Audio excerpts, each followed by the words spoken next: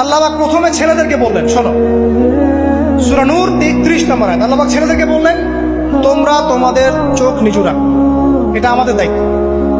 প্রত্যেকটা ছেলের দায়িত্ব বেগানা মেয়েকে দেখলে চোখটা কি করবে? নিচু।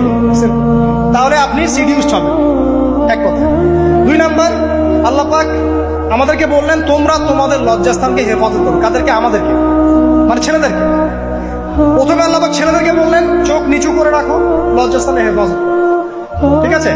সূরা বানী ইসরাঈল আল্লাহ পাক বললেন, জিনার ধারের কাছেও যেও না, ধারের কাছেও যেও।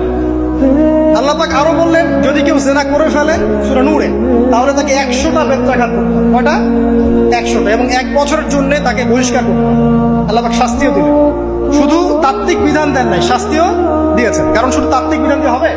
আমি যদি ওয়াজ করে বেড়াই, ভাই মদ খায় না, মদ খায় না, কোনো শাস্তি না অ্যাপ্লাই করি, তাহলে কি মদ ছাড়বে মানুষ? আমরা যদি বলি হত্যা করা মহাপাপ, মহাপাপ, দুর্নীতি করা মহাপাপ, মানুষ দুর্নীতি ছাড়বে? ছাড়বে না, যতক্ষণ না শাস্তি নিশ্চিত করা যাচ্ছে। আল্লাহ পাক তাত্ত্বিক কথা শুধু বললেন না, শাস্তিও নিশ্চিত করলেন। তারপর আল্লাহ পাক আরো বললেন, যদি বিবাহিত কোনো ব্যক্তি ব্যভিচার করে, তাহলে তাকে রজম করতে হবে, মাটিতে পুঁতে তাকে পাথর নিক্ষেপ করে হত্যা করবে। ঠিক আছে? শাস্তি।